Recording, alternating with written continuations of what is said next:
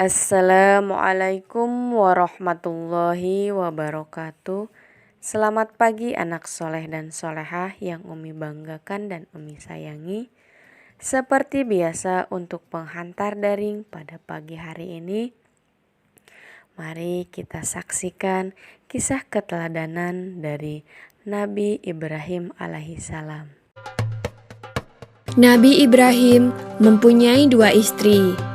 Istri pertama bernama Sarah dan istri kedua bernama Hajar.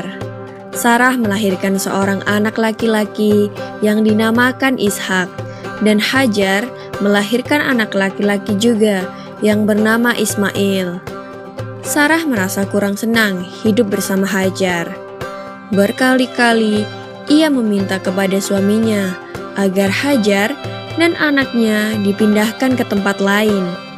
Akan tetapi, Nabi Ibrahim tidak segera menurutinya. Barulah setelah menerima perintah dari Allah, Nabi Ibrahim mengajak Hajar dan Ismail pindah ke Mekah. Ismail yang masih menyusu pada waktu itu terpaksa harus mengikuti kedua orang tuanya menempuh perjalanan yang begitu jauh dan melelahkan. Hajar dan Ismail ditempatkan di daerah padang pasir yang tandus, sunyi, dan terik matahari yang menyengat kulit. Tak ada seorang pun di sana kecuali mereka berdua.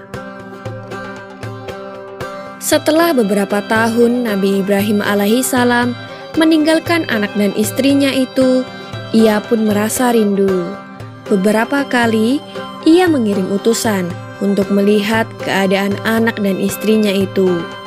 Dan ketika utusannya mengatakan bahwa anak dan istrinya dalam keadaan yang baik-baik saja, Nabi Ibrahim pun merasa lega. Ternyata kehidupan istri dan anaknya itu diberi serba kecukupan oleh Allah Subhanahu wa Ta'ala. Hajar dan Ismail dianggap sebagai pemilik dan pemimpin di Mekah, karena mereka berdualah yang pertama kali menetap dan bertempat tinggal di sana. Demikianlah Nabi Ibrahim tidak dapat menahan kerinduannya.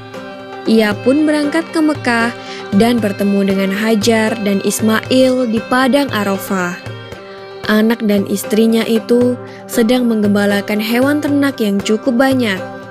Dalam perjalanan pulang ke Mekah, setelah menggembalakan ternak, mereka beristirahat di Musdalifah karena kelelahan dan akhirnya tertidur.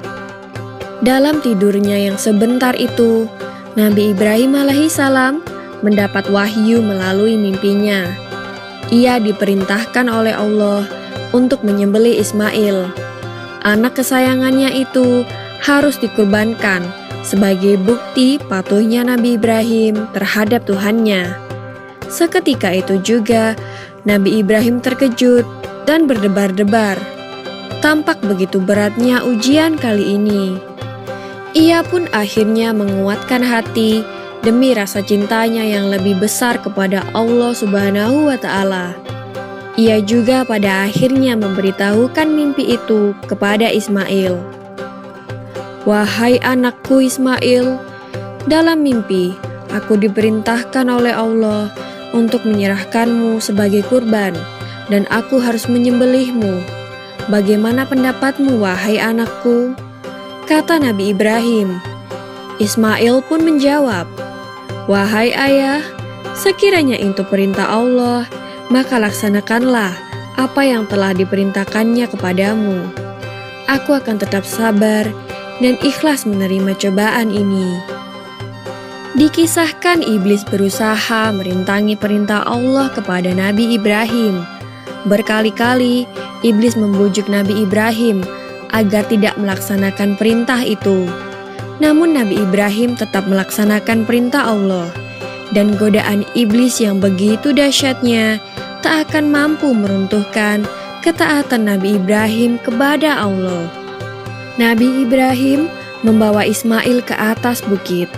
Di sana, Ismail mengenakan kain penutup mata, dan pedang tajam pun sudah dipersiapkan. Ketika pedang itu sudah berada di leher Ismail, tiba-tiba tubuh Ismail pun diganti dengan seekor kambing yang gemuk oleh malaikat Jibril.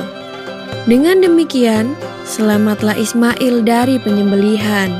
Allah Subhanahu wa Ta'ala berfirman kepada Nabi Ibrahim, "Hai Ibrahim, kau sudah melaksanakan perintahku dengan ikhlas. Sebagai gantinya, aku berikan binatang ternak untuk disembelih. Ini adalah cobaan besar bagimu." Peristiwa itu terjadi pada tanggal 10 Dzulhijjah di Mina, dan sampai sekarang dirayakan seluruh umat muslim sebagai hari raya Idul Adha. Dan umat Islam yang melaksanakan ibadah haji juga dapat melakukan kurban di Mina sebagai penghormatan atas Nabi Ibrahim alaihissalam. Demikian kisah Nabi Ibrahim alaihissalam. Semoga kisah ini dapat mempertebal iman kita kepada Allah Subhanahu wa Ta'ala. Amin ya Rabbal 'Alamin.